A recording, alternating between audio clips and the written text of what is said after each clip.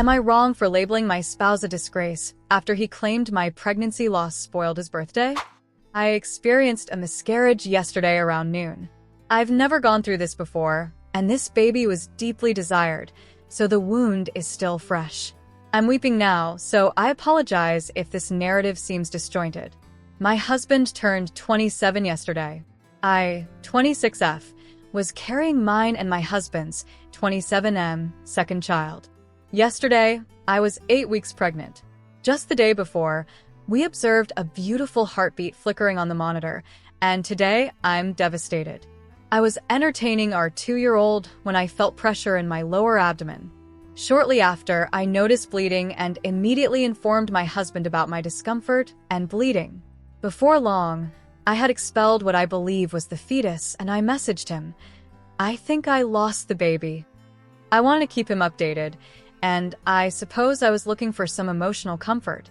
I asked if he could return home, and he replied, "Certainly, if it's urgent." I said I thought it was because the pain and bleeding were intensifying and I was starting to feel dizzy, and our 2-year-old was unsupervised in his playroom. We have no acquaintances or relatives nearby that I could contact who would reach us faster than he could. I had to clean myself, crawl downstairs to take paracetamol, prepare my son's lunch, and then put him down for a nap. At this stage, my husband still hadn't arrived. He was working approximately 30 minutes away, but took nearly 60 minutes to return.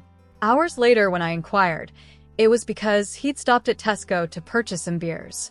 I ended up very ill, losing substantial blood, feeling lightheaded, vomiting, etc., and he had to transport me to A&E. By the time I was discharged, it was almost 8 p.m. Last week, I had mentioned I'd prepare his favorite meal for his birthday, which he reminded me of when we were nearly home. I said I wasn't feeling up to it, and that whatever takeaway he wanted was on me. He muttered for F's sake under his breath, and then mumbled something like, "This bull has ruined my birthday." He didn't pause to get any takeaway, he just drove straight home. He put our son to bed, and I went to bed. I'm unsure what he did afterward. I didn't see him this morning as he had already departed for work. He hasn't contacted me all day, and he arrived home a few hours ago. It's now 8:40 p.m., and he's been giving me the silent treatment. I attempted to speak with him about an hour ago, and he ignored me, so I called him a disgrace. He slammed the bedroom door and locked me out. His mother has since messaged me and stated I need to be patient as he's also suffered a loss. She didn't inquire how I was or anything. He's obviously communicating with his mother, but why isn't he opening up and talking to me? She said I was harsh. I'm feeling completely emotionally neglected currently. My body has endured emotional and physical hell. I understand that my miscarriage occurred at an extremely inconvenient moment for him, as it was his birthday and all. I'm uncertain if it's the hormones making me feel irrational, but is it crazy to consider divorce? Am I wrong for calling him a disgrace? Top/relevant comments. Commenter 1. I cannot imagine spending another minute under the same roof as this horrible, immature, cruel individual. Yes, the miscarriage of a wanted pregnancy can be a tremendous loss for a man too, but that doesn't entitle him to be so selfish and treat you so cruelly.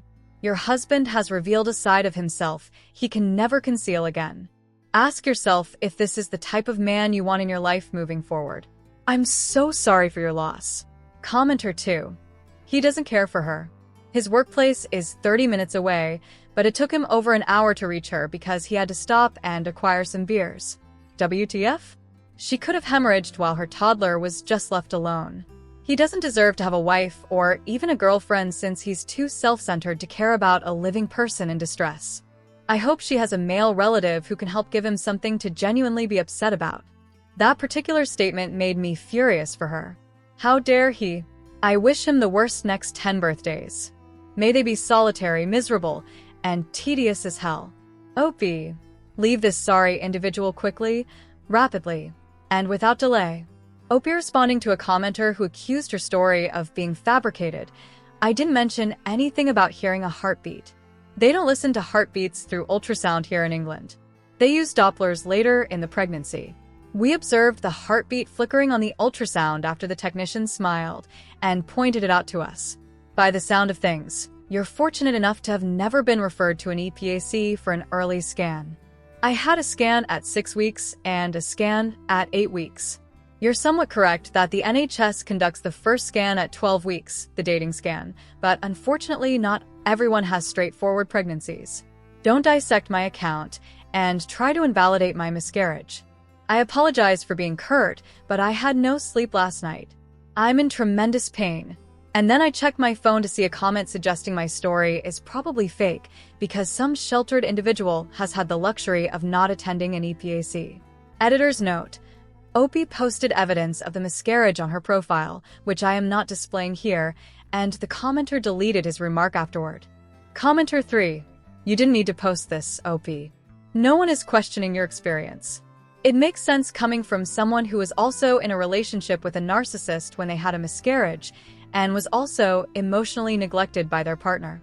Once you're well enough, get yourself and your son out of there.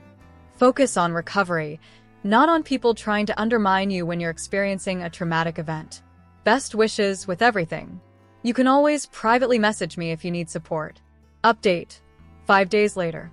A considerate Reddit user informed me that this is the proper way to provide an update rather than adding a comment to my previous post, so hopefully this reaches the appropriate people. I should have clarified in my original post from last week that the way my husband responded was completely uncharacteristic of him. He's typically a caring and supportive man and is a good husband and father. The only incident where he displayed any kind of warning signs was when I assembled an accent chair. I used a screwdriver to attach the legs to the seat, and when he returned from work and saw that I completed it myself, he jumped on it until it broke to demonstrate that I hadn't done it properly and that I should have waited for him to come home. He'd been experiencing significant stress at work, so I requested that he attend therapy, which he did. Instead of immediately considering divorce, we have been together for nearly 7 years in May, and he is the only partner I've ever known. My family all appreciate him and have welcomed him from the beginning. I also should have clarified, yes, I recognize he was wrong in the situation. I wasn't questioning that.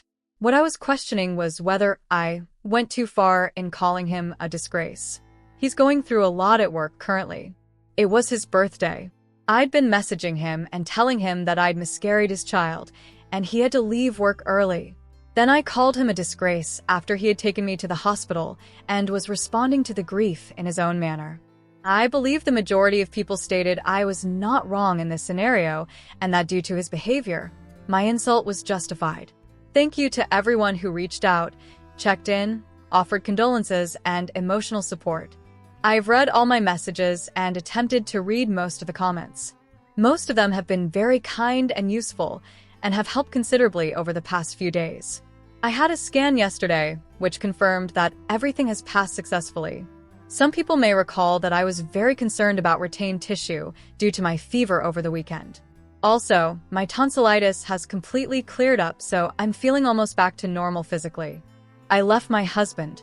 My son and I are staying with family in a different part of the country, so we are safe and managing.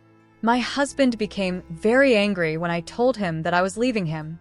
He tried to prevent me from leaving with our son, physically restrained me, and threatened to end his life. My mother intervened, and like I said, we are safe. I have some time off work now, so I will continue to take time to recover emotionally and plan my next steps. Thank you if you've read this far. I doubt there will be any more updates after this. Top/relevant comments. Commenter: When he returned from work and saw that I'd completed it myself, he jumped on it until it broke to demonstrate that I hadn't done it properly. That's what you're describing as a kind of warning sign? That was an incredibly disproportionate and destructive reaction. I hope that after you settle down more, you'll find the time and financial means to attend therapy for yourself and your son's sake. I have a feeling that you'll discover much more abusive behavior you've now categorized into the usually he's kind and a good father category that you've excused because it wasn't as openly abusive as the chair and miscarriage incident. Best wishes, and I truly hope the best for you and your son in the future. Commenter 2: I'm glad you left him, but I am worried you'll return based on how this post is written. You're still talking about him as if he is a good husband and are justifying his behavior. Stop doing that. Schedule a therapy appointment for yourself. Opie's response: He's not present to defend himself, so I'm trying to make it as fair as possible from both perspectives so he's not portrayed as a monster. I have a therapy session scheduled.